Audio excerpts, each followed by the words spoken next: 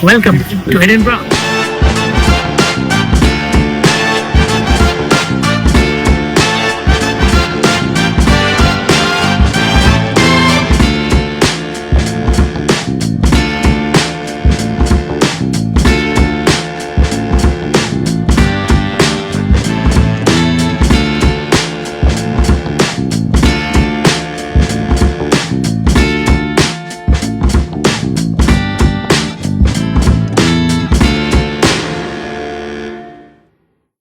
Hello, good morning. स्वागत है आप सबका मेरे आज के इस व्लॉग में।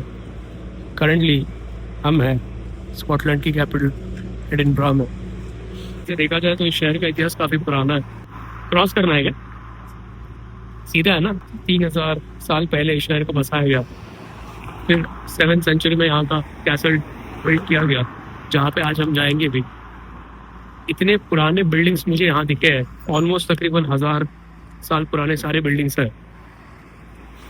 2 दिन से मैं एडिनबरा में हूँ और मुझे ऐसा लग रहा है कि अगर ब्लॉग बनाना चाहे तो तकरीबन आप समझ लो 4 से 5 ब्लॉग्स बन जाएंगे। इतना सही ये शहर है।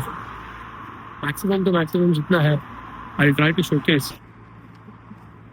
ये देखो ये कार। यार यहाँ पे कारें इतनी अलग अलग दिख रही है ना मुझे। अलग अलग कारें, अलग अलग चीज़ें। वो साल था 1999, जिस टाइम पे इस शहर को स्कॉटलैंड की कैपिटल घोषित किया गया। यहाँ पे पार्लियामेंट का कंस्ट्रक्शन हुआ। जो पार्लियामेंट मैं आपको इस वीडियो में दिखाऊंगा भी, लगता नहीं कि वो पार्लियामेंट है, कुछ अलग है, but that's actually a parliament of this country. ये एक अलग कंट्री है Scotland. Obviously this is a part of UK only, but the country is different. But इनका जो पार्लियामेंट है 1999 में एडिनबरा में उसे बनाया गया and then it became a political capital of Scotland. ऐसी कुछ बिल्डिंग है इनकी। अगर आपको पता लग रहा होगा तो दिस इज़ अपार्टमेंट। इस टाइप की कुछ अपार्टमेंट्स हैं यहाँ पे। मुझे बस यहाँ की एक ही चीज़ लगी कि एक ही टाइप की बिल्डिंग्स के डिज़ाइंस है। ज़्यादातर अलग बिल्डिंग्स काफ़ी कम देखने को मिल रही है। ऑफिस स्पेसेस भी देखोगे तो वो एक जैसे ही है। Railway tracks. यहाँ के लोगों की मैं बात करूँ तो यहाँ के लोग इतने ज़्यादा फ्रेंडली नेचर के हैं। अभी सुबह में कार में सामान रख रहा था तो उस टाइम पे वहाँ पे सफाई करने वाला एक बंदा था जो उसकी कार से कुछ चीज़ें निकाल रहा था। जैसे ही उसने मुझे देखा, he simply smiled, hello, good morning. So ये वाली जो चीज़ें हैं ये हमें बहुत कुछ सिखा जाती है, क्योंकि हमारे यहाँ पे कोई भी अननोन बंदा किसी भी अननोन बंदे को कभी भी हाय, गुड मॉर्निंग, ये सब चीज़ें नहीं बोलता। अगर नोन है, एक गाँव के है, तभी हम इस तरीके की चीज़ें करते हैं। बट यहाँ पे काफ़ी बार मैंने नोटिस करा है, एक्सपीरियंस किया है, और मुझे देखे काफ़ी अच्छा लगा, क्योंकि यहाँ पे एक अननोन कंट्री में हूँ। एक अननोन कंट्री में आप किसी को जानते नहीं हो, लेकिन फिर भी वो लोग आपको अननोन फील नहीं करवाते। वो लोग आपको ऐसे फील करवाते कि यो वेलकम, आप यहाँ पे आए हो, आपका स्वागत है। इनसे सीखने लायक चीज़ तो बनती है। ये जो बिल्डिंग आप देख रहे हो जहाँ से चिमनी निकली है, ये इनकी दारू की फैक्ट्री है। उसका कंस्ट्रक्शन भी इतना पुराना है कि ऐसा लग रहा है ये काफ़ी पुरानी दारू की फैक्ट्री होगी। यहाँ पे इतने लोग दारू का सेवन करते हैं कि वैसे दुनिया में स्कॉच बहुत ज़्यादा मशहूर है, विस्की। ये उनकी वो फैक्ट्री है, कैलेडोनियन ब्रेवरी। यहाँ पे दारू की फैक्ट्री को ब्रेवरी बोलते हैं, हमारे यहाँ पे भट्टी। इसका कंस्ट्रक्शन भी इतना पुराना है यार। प्रोसेस, हाँ, को ब्रूइंग, अच्छा, ब्रूइंग प्रोसेस कोई प्रोसेस है। उस प्रोसेस के नाम से यहाँ के फैक्ट्रीज का नाम वो पड़ा है। Quite different. ये मुझे कंस्ट्रक्शन देखिए काफ़ी ओल्ड ऐसा महसूस हो रहा है। ये भी तकरीबन 1000 साल पुराना ही हो सकता है। बट तो यहाँ की गलियाँ भी देखोगे ना, इतनी सही गलियाँ है। ऐसा मैंने एक चीज़ नोटिस करी है कि यहाँ के लोगों के पास घरों के अंदर पार्किंग की जगह नहीं है। जो चीज़ इंडिया में हमारे साथ है वो सेम चीज़ इनके पास है। ये लकी इस वजह से है क्योंकि इनके पास पॉपुलेशन ज़्यादा नहीं है, तो ऑब्वियसली इनको गाड़ियों को रोड पे लगाने में दिक्कत ज़्यादा नहीं होती। अभी जो मैंने आपको स्ट्रीट दिखाई उसमें भी आपने देखा होगा कि गाड़ियाँ मेजरली रोड पे लगी पड़ी है। यहाँ पे क्योंकि लोगों के घर और उनके कंस्ट्रक्शन इतने पुराने हैं, 1985, 1966, एक घर मैंने देखा था 1866 में बना हुआ घर है। वो इतने पुराने घर है और वो मेंटेन्ड है। टाइम पे गाड़ियाँ वाड़ियाँ कारें वारें नहीं हुआ करती थी, तो उन लोगों ने वो सोचा नहीं होगा तो अभी मेजरली मैं देख रहा हूँ कि लोग ज़्यादातर रोड पे ही गाड़ियाँ खड़ी कर रहे हैं। ये इनकी बसेस है। मेजरली मैंने कंप्लीट यूके में ज़्यादातर डबल डेकर बसेस को ही देखा है। ये कंस्ट्रक्शन देखी है, इतनी बड़ी बिल्डिंग है और ये इनका एक चर्च है। देखिए ये भी मेरे ख्याल से ऐसा वहाँ पे ऐसा वो लिखा तो नहीं है कि ये कितना पुराना है, बट ये मेरे ख्याल से सेंट माइकल्स पैरिश चर्च है। इतनी बड़ी बिल्डिंग और इतना पूरा इनका स्ट्रक्चर। यहाँ पे वैसे लिखा नहीं है कि ये बिल्डिंग कब बनाई गई थी, बट स्ट्रक्चर को देख के मुझे ऐसा लग रहा है कि ये एटलीस्ट 500-600 साल पुरानी होगी ही होगी। 2 दिन से हूँ, इतनी ज़्यादा बारिश हो रही है कि मैं बता नहीं सकता। कल और परसों व्लॉग ना बना पाना, इसके पीछे ये काफ़ी बड़ा रीज़न रहा है, क्योंकि मैं फ़ोन बाहर ही निकाल पा रहा था क्योंकि इतनी बारिश, और टोटली छाते में घूम रहे थे हम लोग। थोड़ी सी बंद हो रही थी, देन उसके बाद फिर से वो स्टार्ट हो रही थी। देखा जाए तो यार यहाँ पे मैंने ये सुना है कि 12 महीनों में से 11 महीने इनके बारिश में ही गुजरते हैं। ज़्यादातर सनलाइट यहाँ पे आती नहीं है। कल लकीली एक 15-20 मिनट के लिए हमें सनलाइट देखने मिली है, बट टोटली ओनली बारिश, और बारिश ही यहाँ पे चल रही है। यहाँ पे पॉकेट में से हाथ निकालना भी इतना मुश्किल हो रहा है। अगर पॉकेट में से हाथ निकालोगे दैट मीन्स आप आपके हाथों को जाम कर रहे हो, ठंड से डेंजर है। इस बिल्डिंग का स्ट्रक्चर देखिए, लग रहा है कहीं से, मुझे ऐसा लगता है ये तकरीबन 1100-1200-1500 साल पुरानी बिल्डिंग है और अभी भी इंटैक्ट है, चल रही है। सारे बैंक्स, यहाँ पे इनकी पूरी इकोनॉमी मेजरली बैंकिंग के लिए काफ़ी निर्भर करती है। सारे बड़े बैंक, लॉयड, सब दिखेंगे आपको यहाँ पे। सी दिस बिल्डिंग, चैलम्बर्स बिल्डिंग्स 1855, और ये देखिए एडिनबरा मीट मार्केट 1884। अब कई ज़माने पहले इसके अंदर मीट मार्केट हुआ करता होगा। पीछे हर चीज़ हटा दी है, लेकिन यहाँ पे ये गेट जैसे कि वैसे रखा है। ज़्यादातर लोग रनिंग करते हुए दिखाई दे रहे हैं। मे बी ये वो पार्क होगा जो रनिंग के लिए यूज़ होता हो। बड़ा पार्क देखिए, खूबसूरती पार्क की एंड देश की क्या होती है, ये स्कॉटलैंड में आके पता लगता है। यहाँ के लोग जिम में ज़्यादा बिलीव नहीं करते। जिम ज़्यादा नहीं देखे, लेकिन लोगों को भागते हुए ही ज़्यादा देख रहा हूँ। Mostly they do believe in running and all this stuff. This is the parliament of Scotland. मुझे पहली बार देख के लगा नहीं था कि ये पार्लियामेंट है। ऐसी building sort of office type है, बट सही है। ये साइकिल मार्ट है। यहाँ पे ट्रैकिंग की साइकिल्स, उसके बाद साइकिल के लिए जो जो चीज़ें लगेंगी आपको, यहाँ पे ऐसा नहीं होता कि टी शर्ट पहन के निकल गए साइकिल पे। ये लोग अच्छे से अपने आप को हेलमेट और इसमें कवर करके ही फिर साइकिल के लिए निकलते हैं। तो ये उसकी पूरी शॉप है, एवन साइकिल्स। यहाँ की गलियों में आके मुझे एक चीज़ तो समझ में आ रही है कि गलियाँ पहले से ज़्यादा हुआ करती थी, पर कितना है कि इनकी गलियाँ साफ है। ये ना इनकी गली है जो आप देख रहे हो, यहाँ से सीधा आके फिर यहाँ से आप जा सकते हो। एडिनबरा को गलियों का शहर ये भी नाम दिया जाता है, द सिटी ऑफ वैलीज। ऐसे काफ़ी मिलेंगे आपको। और पता है, जब जब आप अलग अलग वीडियोस और अलग अलग चीज़ें देखेंगे ऑन इंटरनेट, तो आपको स्पेसिफिकली इन्हीं टाइप की स्टेयर्स और सब दिखेगा। ये समझ लीजिए कि ये शॉर्टकट है इन लोगों का एक जगह से दूसरी जगह जाने के लिए। ये शहर पहाड़ों में बसा हुआ है, तो इस वजह से इस टाइप की सीढ़ियाँ वो काफ़ी देखने मिलेंगी आपको। न्यू कॉलेज है द यूनिवर्सिटी ऑफ एडिनबरा। ये कॉलेज की बिल्डिंग 1846 में बनाई थी।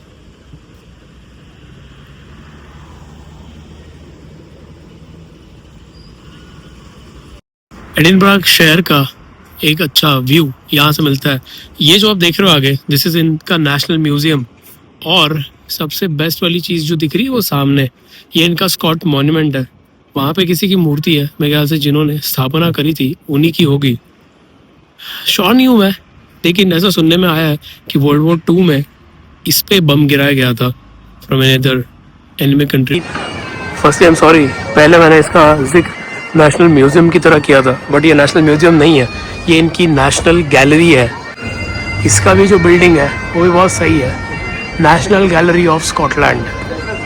Let's enter this. तो इनकी ओल्डेस्ट पेंटिंग्स यहाँ पे इन लोगों ने सजा रखी है। तो ये मैसेज जो थे वो नेदरलैंडिश थे, इन्होंने ये पेंटिंग्स को डिज़ाइन किया था। सेम डेविड नेदरलैंडिश, इनकी ये पूरी पेंटिंग। और ये राफेल, ये इटालियन थे जिन्होंने इस पेंटिंग को पेंट किया था, बनाया था 1508। जस्ट इमेजिन उस जमाने में इतनी बड़ी कैनवस पे पेंटिंग बनाना कितना मुश्किल रहा होगा। सारी अगर आप देखोगे तो बहुत बड़े बड़े कैनवस पे, सी दिस, ये भी बहुत बड़ा कैनवस है, सी दिस, ये भी बहुत बड़ा कैनवस है। सारे ऑलमोस्ट बहुत ही ज़्यादा बड़े बड़े कैनवस पे इन लोगों ने किया हुआ है। ये पेंटिंग मुझे कुछ इंटरेस्टिंग सी लगी है क्योंकि इफ यू कैन सी, ये उस आर्टिस्ट की सिग्नेचर है और इसने यहाँ पे अपने आप को बना रखा है। इनके यहाँ पे जो बिल्डिंग्स है इतनी पुरानी पुरानी है कि इनका यूनेस्को ने वर्ल्ड हेरिटेज साइट में इस शहर का समावेश किया हुआ है। इतनी ओल्ड बिल्डिंग्स, इतने ओल्डर कंस्ट्रक्शंस, बस इतना ही है कि सब एक जैसा दिखता है भाई, कुछ अलग नहीं है इनमें। अगर आप एक बिल्डिंग देखोगे तो आपको लगेगा कि सारी बिल्डिंग एक समान ही है, ऐसा इनका थोड़ा सा कंस्ट्रक्शन टाइप है। बट बहुत अच्छे से इन्होंने अपने आप को, अपने हेरिटेज को, अपने बिल्डिंग्स को इतना सही से मेंटेन कर रखा है कि हजार हजार साल पुरानी बिल्डिंगें भी आज तक काम में आ रही है। होटल्स है, कैफेज है, दुकानें हैं, सारी चीज़ें हैं। आप ये आगे वाली बिल्डिंग देखी है, क्या बताया था मैंने आपको, पहले एक मॉन्यूमेंट दिखाया, फिर ये सारी बिल्डिंगें देखी है साइड की।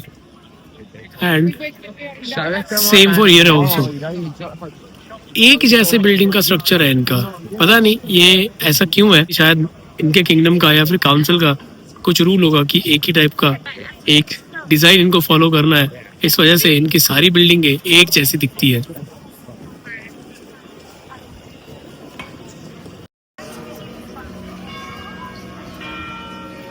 इस बेल की आवाज से आपको से समझ में आ ही गया होगा, ये एक कैथेड्रल है। कैथेड्रल मीन्स शायद चर्च का थोड़ा सा बड़ा पार्ट।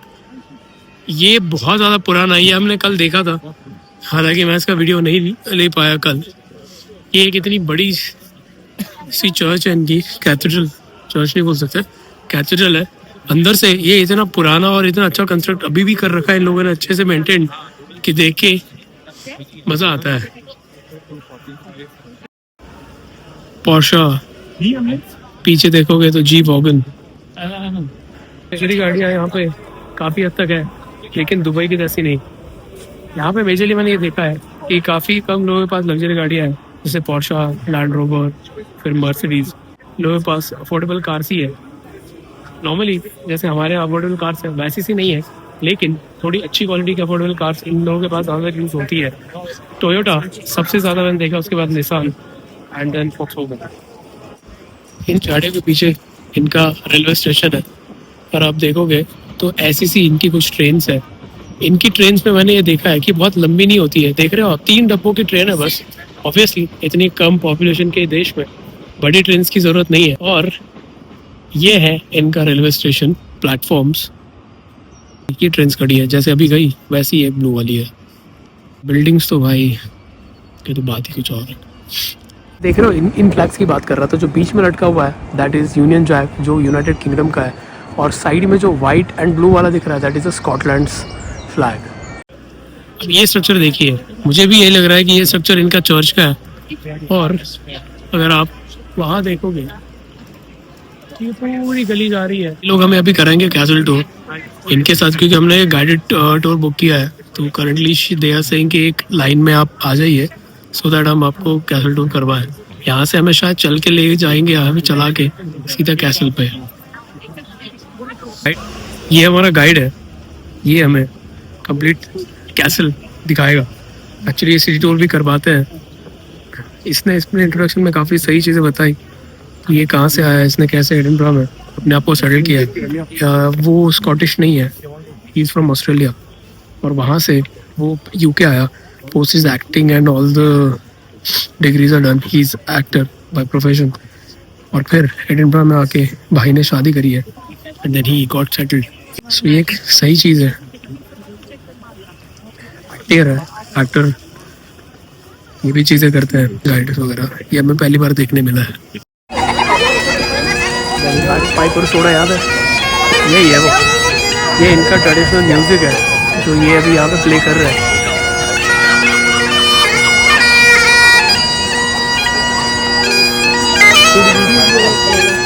बैक पाइपिंग जो वो बंदा पीछे कर रहा था, ये इनका कैसल है जो अभी हम अंदर से देखेंगे। आप देखोगे तो सबसे ऊपर आपको यूनियन जैक दिखेगा और उसके नीचे स्कॉटलैंड है का फ्लैग है। जेके रोलिंग के जो हैरी पॉटर में है, ये पूरा कैसल उसने ऐसे डिजाइन किया था कि पूरा हॉगवर्ट्स ये कैसल है। और अगर आप वो देखोगे, वो स्ट्रक्चर वहां से वो जो पूरा एक टार है वो उठा के उसने यहाँ पे प्लेस किया था and it became the Hogwarts of JK rolling. काफी सिमिलर स्ट्रक्चर है हैरी पॉटर में, अगर आप मूवी में भी देखोगे ना तो इस टाइप का स्ट्रक्चर आपको रिजेंबल करेगा। By the way, guys, they're the lions. They're the 16th century renditions of lions, what they thought they looked like. It took too long to get to the battlefield, they loaded off the fire, and after another hour for that cannon to cool down. ये इनके पूरे पुराने हथियार हैं, ये देख रहे हो आप, ये इनकी दवाइयाँ हुई होंगी, क्योंकि यहाँ पे अगर देखो तो ये सब इलाज कर रहे हैं। ये है इनके वॉर ड्रेसेस, ये कुछ इनके हथियार हुए होंगे, तलवार है और ये गन्स।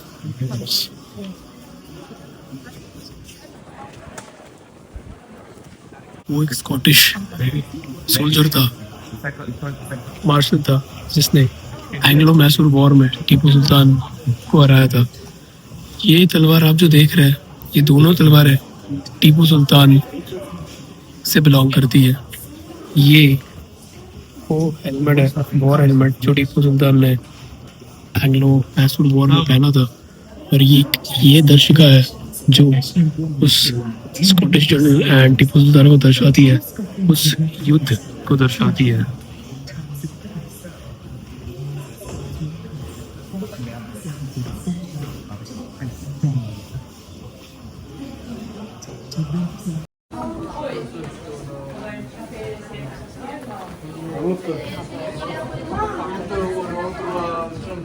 पता है, मुझे हमेशा ये लगता है कि जैसे इनका कैसल इतना अभी भी अप टू द मार्क इन्होंने रखा है, अगर विदेश क्रांताओं द्वारा हमारे किले और अच्छे मॉन्यूमेंट्स तोड़े ना गए होते, या फिर विदेशी आक्रांता उसे कैप्चर करने में, राज्य स्थापित करने में कभी सफल ही ना हुए होते, तो शायद हमारे किले भी आज इतने ही अच्छे कंडीशन में होते।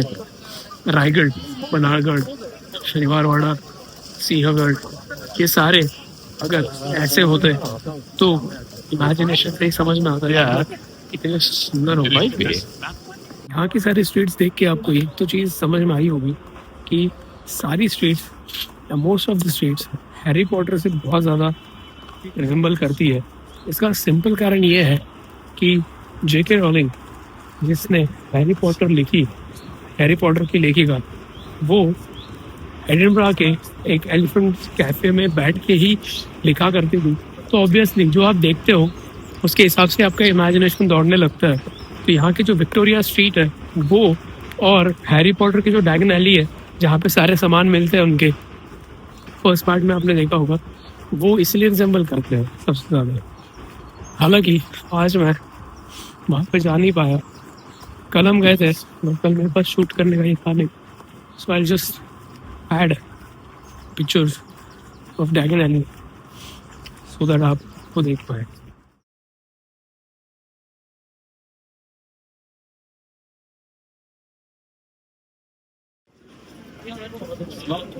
यहाँ पे ना गलियों के नाम जो है वो क्लोज के नाम से लिखे गए हैं।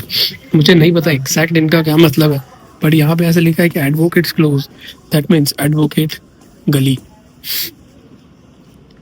जो हैरी पॉटर में देखा था वो एली के नाम से जाना जाता था, ALLEY, दैट मीन्स गली। इनके यहाँ पे शायद क्लोज मीन्स गली, not sure about that mainly.